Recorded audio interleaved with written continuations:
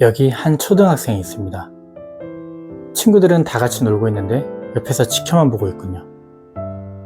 안 내면 진 거 가위바위보. 가위바위보 게임을 보고 있었네요. 생각합니다. 난 딱지치기가 좋아. 그건 실력이 있어야 이기거든. 가위바위보 같이 운으로 승부가 나는 건 싫어. 유별나게 굴던 아이는 친구들에게 따돌림을 당합니다.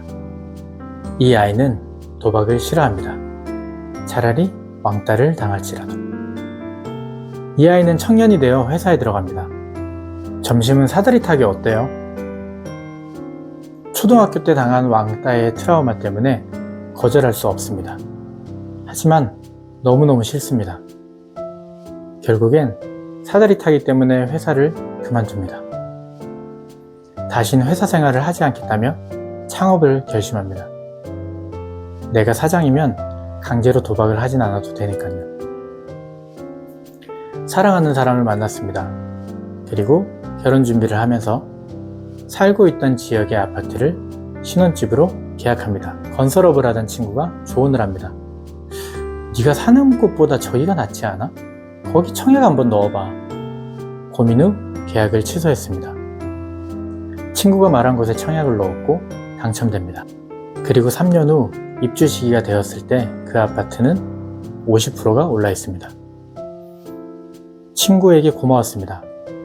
하지만 결정은 본인이 했기에 탁월한 선택이었다며 자신을 칭찬합니다. 그리고 2020년 3월 코로나가 찾아옵니다. 주식시장에도 폭탄이 떨어졌습니다. 기회를 잡아 주식을 시작합니다. 도박을 싫어하는 성향이었기에 남이 말한 종목은 참고만 하고 본인이 공부하고 확신 있는 종목만 골라 잡았습니다.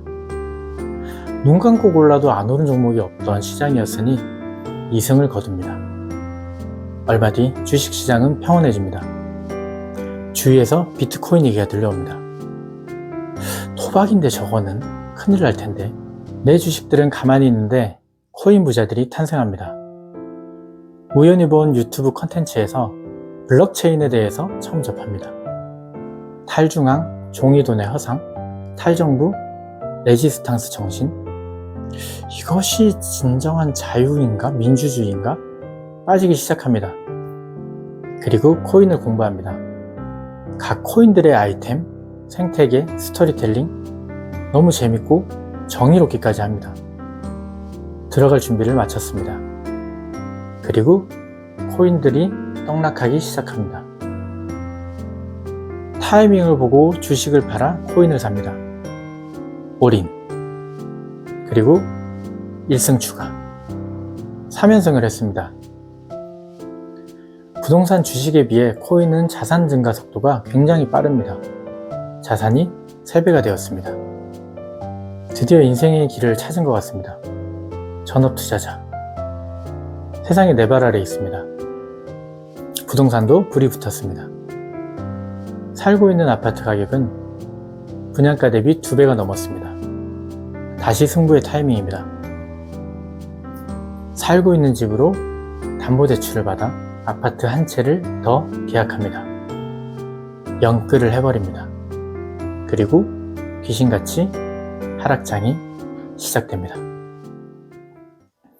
안녕하세요. 인생리셋TV 최시간입니다. 네, 제 얘기 맞습니다. 40대 두 아이의 아빠이자 망한 가장. 집주인에서 세입자가 되었습니다. 등기부등본은 전세계약서로 바뀌었습니다. 도박을 싫어하던 아이는 도박으로 흥하고 도박으로 망했습니다. 아니 그래도 얘기를 들어보니까 공부를 하고 투자를 한 것 같은데 도박은 아니지 않아? 처음엔 저도 도박은 아니라고 저 자신을 합리화하고 변명했습니다. 관련 책도 여러 번 보고 유튜브는 투자 채널만 보면서 눈 뜨면서 눈 감을 때까지 투자에만 집중했었습니다. 그런데 개인적으로 도박이라고 결론 지은 3가지 이유가 있습니다. 첫 번째, 투자를 할 때 지기 힘든 마법을 부리는 필살기가 있습니다. 시간입니다. 투자에서 시간을 쉽게 표현하면 여윳돈이라고 표현할 수가 있을 것 같습니다. 언제까지 써야 하는 돈, 언제까지 갚아야 하는 돈을 가지고 전투에 나가면 반드시 집니다. 언젠간 무너집니다. 그런데 전 대출을 받아서 투자를 했습니다. 언제까지 갚아야 하며 매달 이자도 내야 됩니다. 시작부터 져버렸습니다. 두 번째는 경험입니다. 제가 잘 나가고 있을 때 책을 보다가 와이프에게 얘기합니다. 근데 잘 나가는 월가 투자들 대가들 책을 보면 한 번씩은 넘어졌단 말이야. 근데 나 왜 계속 잘 되지? 이 말을 뱉는 순간 제 몸에 소름이 쫙 돋았습니다. 지금도 다시 한번 돋았습니다. 와이프도 얘기합니다. 오빠, 그 말 너무 무섭다. 그 말을 꺼낸 지 정확히 한 달 뒤 하락장이 시작됩니다. 처음 맞아본 계단식 하락에 손절 타이밍을 도저히 잡을 수 없었습니다. 기도매매로 돌입합니다. 제발 살려줘라. 한 번만 올라주면 내가 다시는 안 할게. 세 번째는 욕심입니다. 가장 느린 길이 가장 빠른 길이다. 워렌 버핏이 한 말입니다. 저는 워렌 버핏의 연수익률을 비웃던 사람입니다. 비웃었다기보단 저 사람은 이미 부자니까 저걸로 만족하지. 우량주가 좋은 건 다 알겠는데 저 수익률로 언제 부자가 될까? 욕심은 인간의 이성을 마비시킵니다. 경험해보지 않았기에 허황된 꿈으로 이어집니다. 유튜브에서 봤던 주식 전문가의 말이 떠오릅니다. 시작하는 사람에게 한마디만 해달라는 질문에 잃어도 되는 돈으로 하세요. 어차피 무조건 없어질 돈이니까. 하락장은 계속 이어졌고 삶은 망가졌습니다.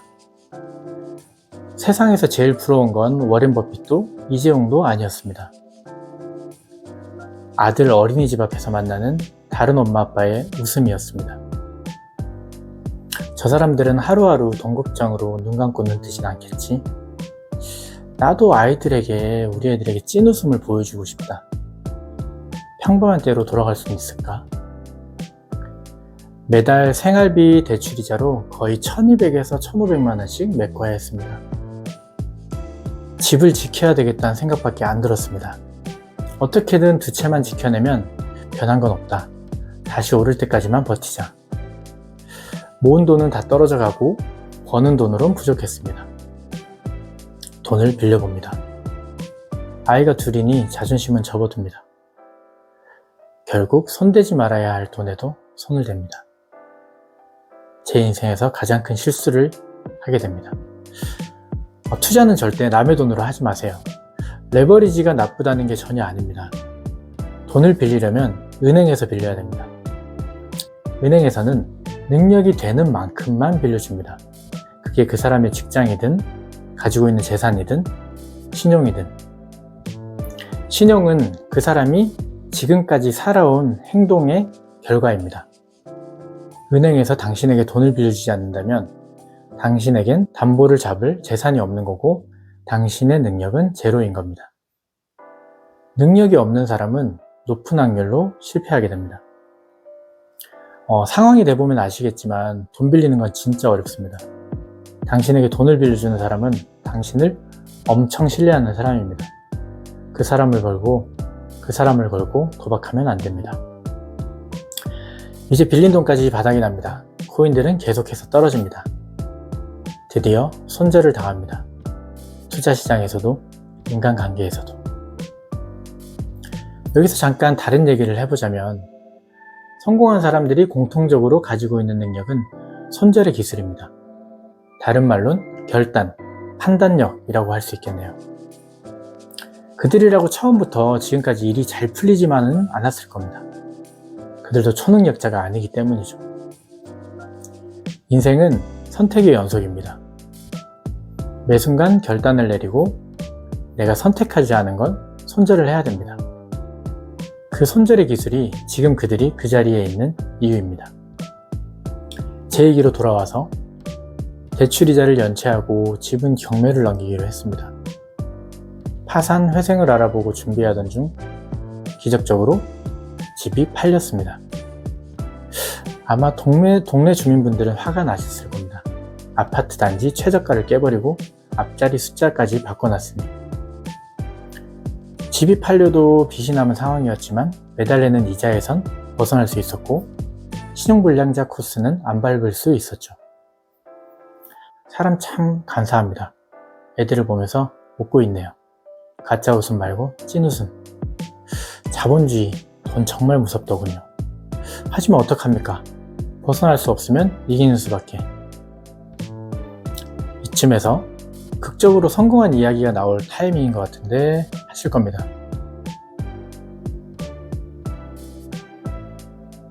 혹시 여기까지 봐주신 분들이 계시면 정말 감사합니다. 첫 영상이 조회수가 안 나온다길래 얼굴을 까고 제 망한 이야기를 들려드리고 있습니다. 조금이라도 제 이야기가 재밌었고 다음 이야기가 궁금하시다면 2부를 봐주세요.